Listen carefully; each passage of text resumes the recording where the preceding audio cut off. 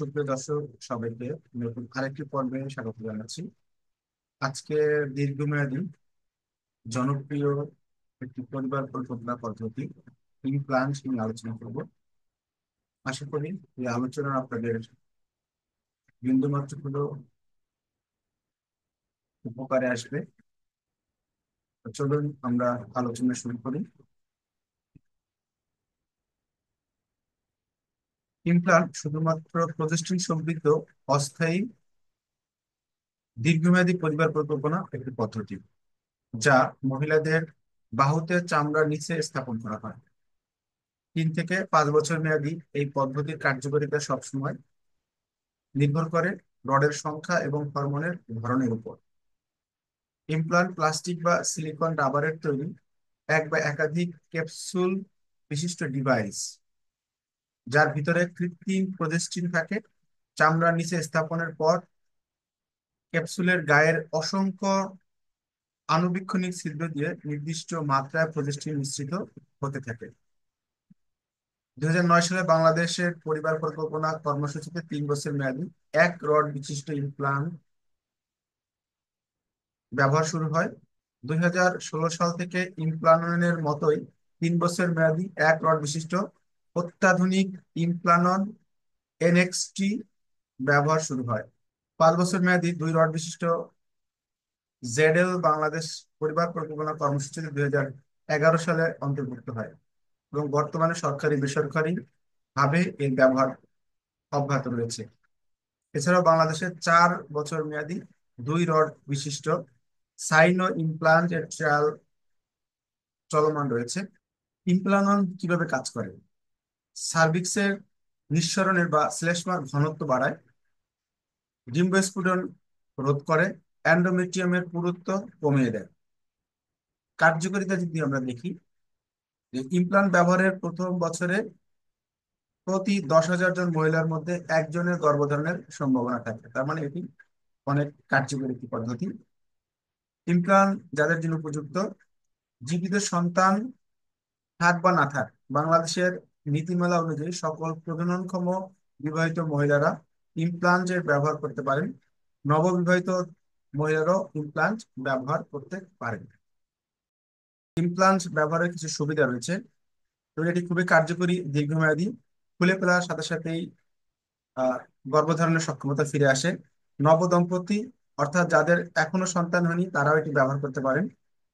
যৌন ইচ্ছা বা যৌন মিলনের বাধা সৃষ্টি করে না।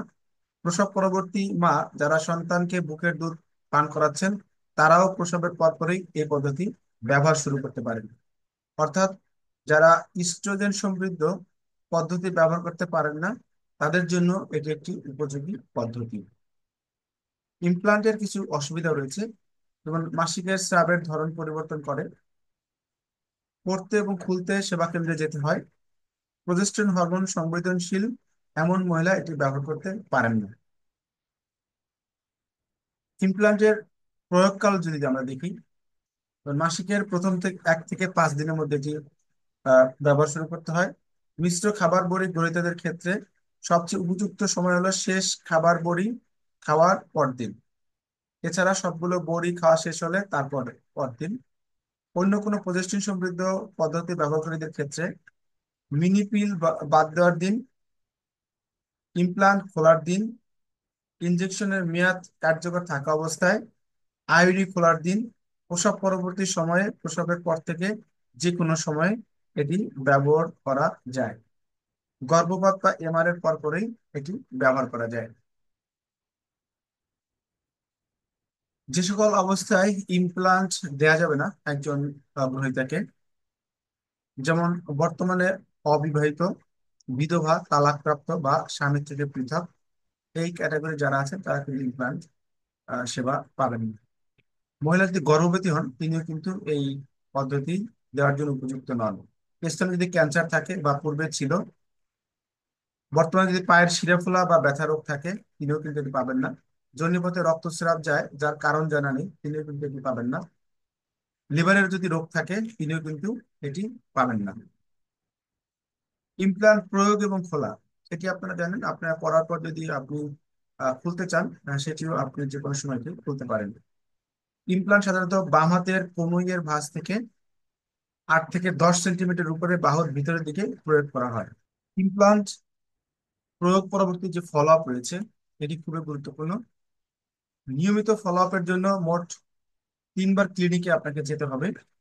প্রথম ফলো আপ স্থাপনের 1 মাস পরে বা 7 দিন আগে বা পরে।